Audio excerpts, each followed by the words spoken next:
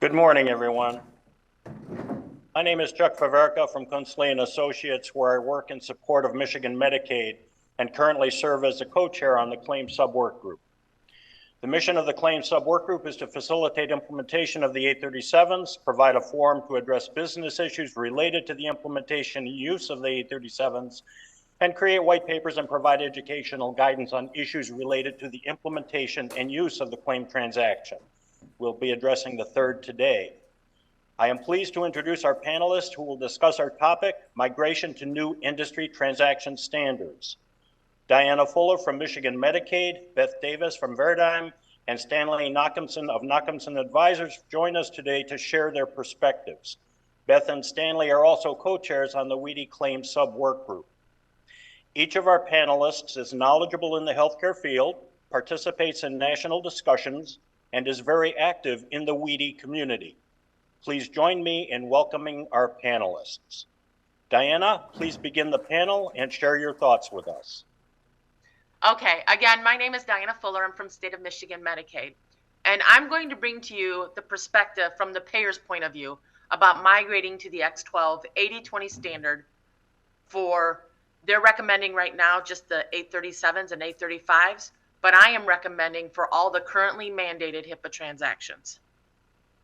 Right now, when we move from one X12 version to the next, we need to consider whether to allow multiple versions at the same time.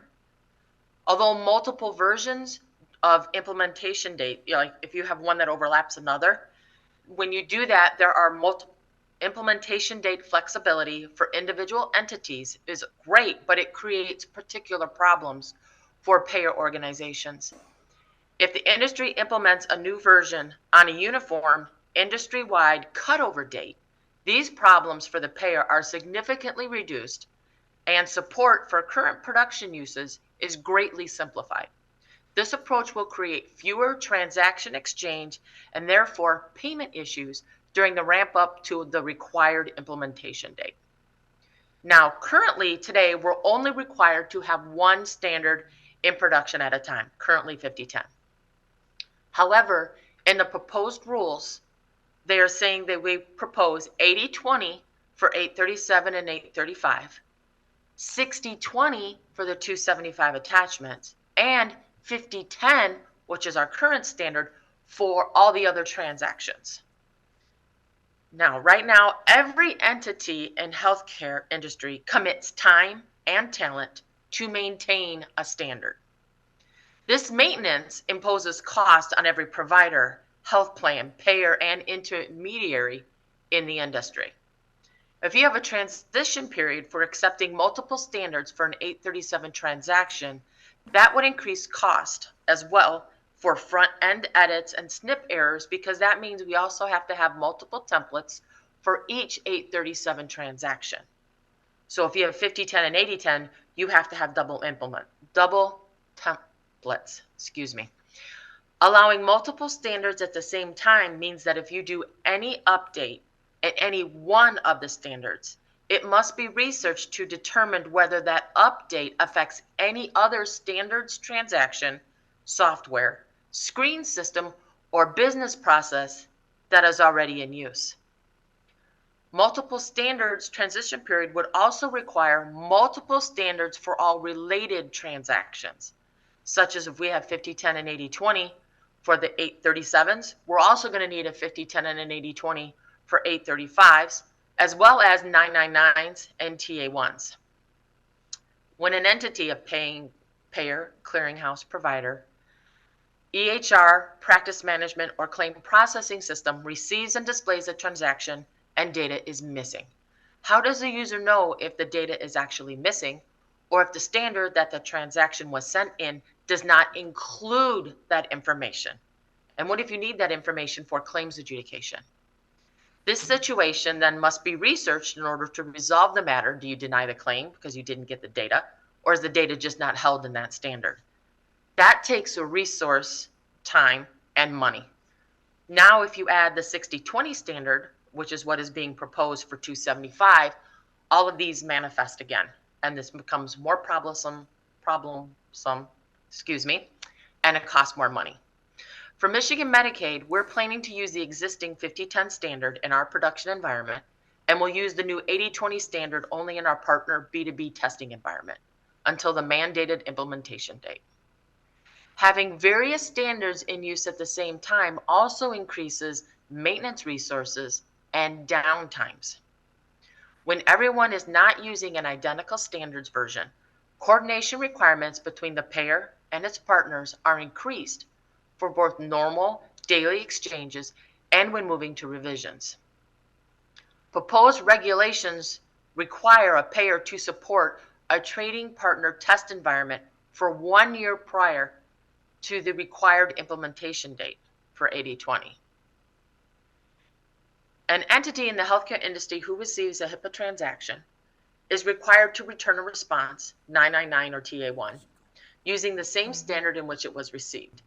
This ensures the entity who sent the original transaction can receive, interpret, and process the response transaction. So now you have to consider early adopters. Will a receiving entity know if the sending entity has changed their system to 80-20?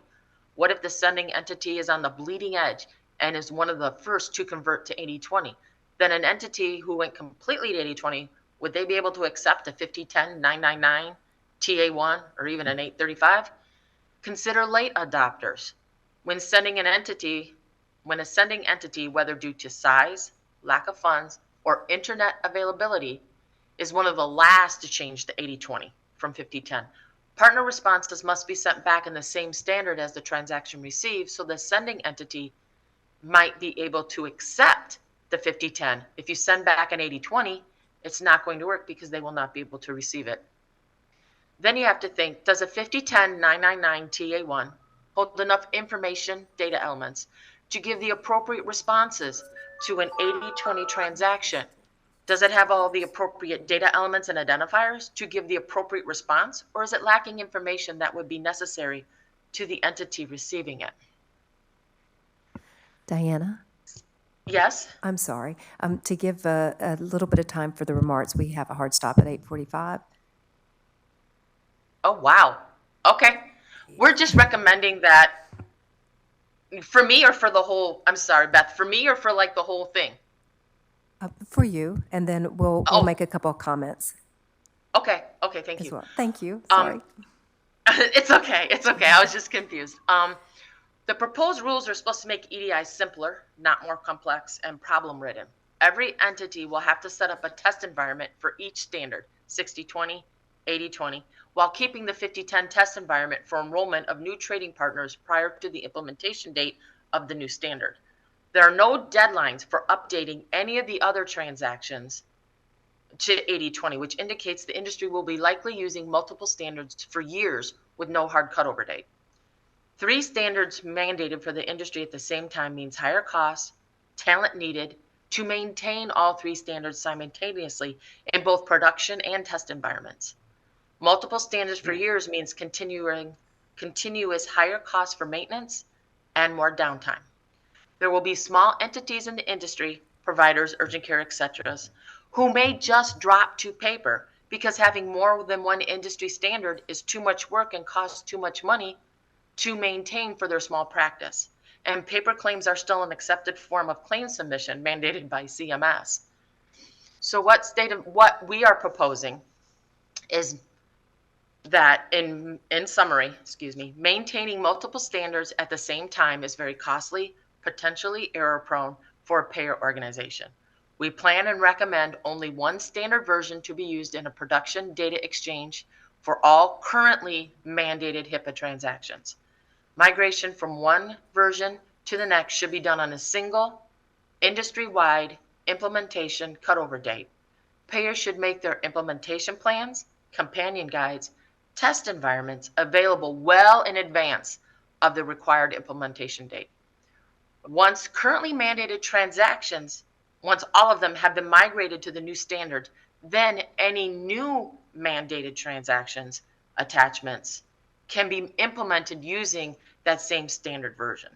So what we are recommending is basically to move the whole suite to 80-20 and then pull in attachments and move them to 80-20. And Thank you, Diana. Beth, do you have some comments here? Thank you very much. So I could go into this all day, but I'm not going to take up Yes, a lot so of could I. your time. So thank you very much for the remarks. But there's a lot of things that we've learned over the years through these transitions, and I'll just mention one, and that is the need for interim milestones during the implementation and prior to go live. So over that couple of years, if everybody's on their own little track to the big go live day, and but there's dependencies on each other through that process, and that really can slow everyone down. So what happens is, you have payers who are on a track to get the transaction go live by a certain time, clearinghouses, providers, practice management systems, and they can't complete all the steps. So if I'm ready to test early, I need somebody to test with. And if those systems aren't ready, then we can't test. And then we end up everybody going live at the same time, and you don't have time to complete adequate testing. That leads into not very robust testing, and it also leads into incomplete testing, because when you work in that kind of a thrown together test environment, you end up testing things in an environment that doesn't even look like production. So we found a whole bunch of things once we went live.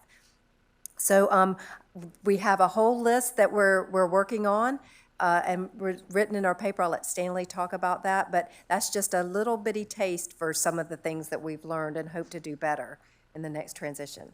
Stanley? Great, thanks. And we've learned a lot from previous transitions, from moving into 4010, from 4010 to 5010, from ICD-9 to ICD-10, and our work group put together a paper that should be published shortly about all of the lessons learned, so that as we move forward into hopefully the next version of the X12 transactions at some point, and to ICD-11, we'll be able to learn from that.